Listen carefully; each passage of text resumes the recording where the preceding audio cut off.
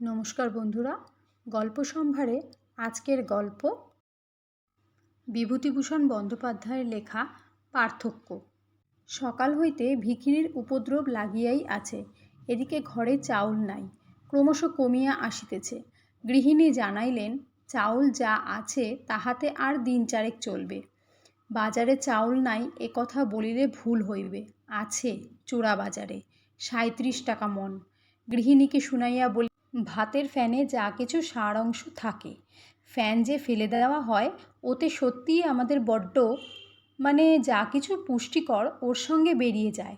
সাহেবরা ফ্যান ফেলে না, জাপানিরা ফ্যান ফেলে না। আমার ইঙ্গিত বাড়ির কেহই বুঝিল না। ঝরঝরে ভাতই খাইতে লাগিলাম।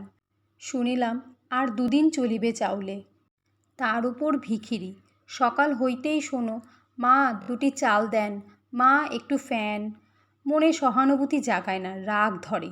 ঘরে নাই চাউল, কেবল ভিক্ষা দাও ভিক্ষা দাও সকাল হইতে। হিসাব করা চাউল আজকাল। এদিকে বাজারে ও দ্রব্য প্রায় অমিল। ৩৭ টাকা দরে চাউল কিনিয়া কতদিন চালাইব? কায় ক্লেশে যদি বা চলে, ভিখিরির উপদ্রবে আর তো পারি না। অথচ ভিক্ষা মিলিবে না বলতে পারি না, সংস্কারে বাধে। বাল্যে পল্লীগ্রামের বাড়িতে থাকিতে দেখিতাম, মুষ্টি ভিক্ষা হইতে ফকির বৈষ্ণবকে কেহ কখনোই বঞ্চিত করিত না। সেই হইতেই কেমন একটা সংস্কার দাঁড়াইয়া গিয়াছে। ভিক্ষা না দিয়া পারি না, কিন্তু আসিলে বিরক্ত হই, না আসিলেই যেন ভালো। সকালে ছোট ঘরে বসিয়া লিখিতেছি। চাকর বাজার হইতে বাড়ি ঢুকিল, হাতে মাঝারি গোছের একটি পুটুলি।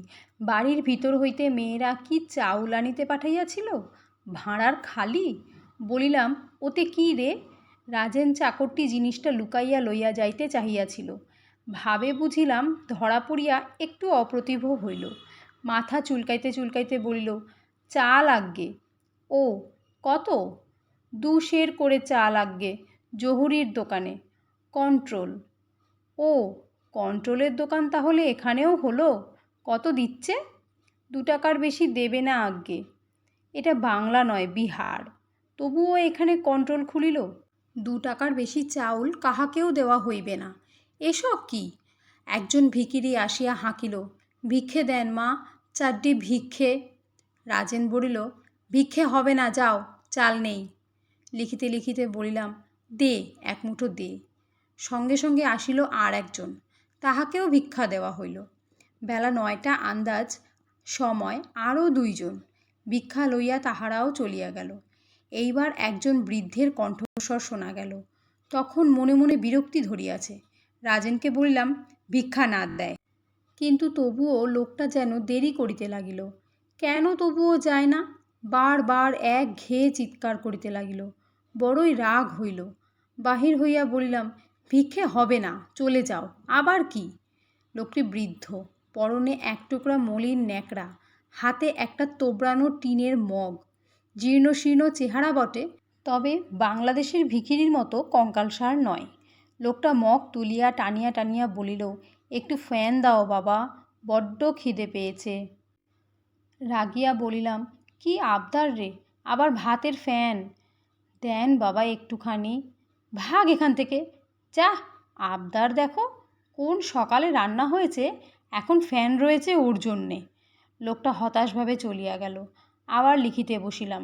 ইহাতে আমার সংস্কারে বাঁধিল না। প্রতিদিন বরাদ্দ মতো মুষ্টি ভিক্ষা তো দিয়াছি, কজনকে দেওয়া যায়? বেলা বাড়িল, স্নান করিতে যাইব।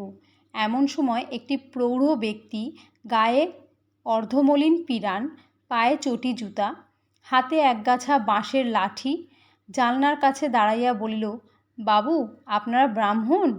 মুখ তুলিয়া তারের বেড়ার ওপারে চাহিয়া বলিলাম, কেন, কি চাই? লোকটা হাত তুলিয়া নমস্কার করিয়া বলিল, ব্রাহ্মণেভ্যো নমঃ। প্রতি নমস্কার করিয়া বলিলাম, কোত্থেকে আসা হচ্ছে? বাবু, ঢুকবো বাড়ির ভেতর? আমিও ব্রাহ্মণ। হ্যাঁ, আসুন। লোকটা বাড়ির ভিতরে ঢুকিল বটে, কিন্তু বারান্দায় না উঠিয়া উঠানেই দাঁড়াইয়া বলিল, একটা কথা আছে। অনেক খুঁজেছি, ব্রাহ্মণ বাড়ি পাইনি। আমার বাড়ি নদে শান্তিপুর। মুসাবনিতে আমার এক আত্মীয় কাজ করে, সেখানেই যাচ্ছি। সঙ্গে একটি ছোট ছেলে আছে, ওই আতাতলায় বসিয়ে রেখে এসেছি। একটু খাবার জল যদি আমাদের দেন। হ্যাঁ হ্যাঁ, তার আর বেশি কথা কি, বিলক্ষণ, ডেকে আনুন, ডেকে আনুন। ছেলেটিও আসিল। দেখিয়া বুঝিলাম ইহারাও দুর্দশাগ্রস্ত ভিক্ষুক, মুখে খাদ্য চাহিতে পারিতেছে না। বলিলাম, আপনাদের খাওয়া হয়নি তো? এত বেলায় কোথায় যাবেন? এখানেই দুটো ডাল ভাত। না না, একটু জল খেয়েই যাব। আপনাকে আর কোনো বিরক্ত? মুসাবনিতে আমার ভাইপো। সে কি হয়, বসুন বসুন। মুসাবনি এখান থেকে 6 মাইল পথ। না খাওয়াইয়া ছাড়িলাম না। দুইজনে খাইয়া দাইয়া বিশ্রাম করিয়া বিকেলের দিকে চলিয়া গেল।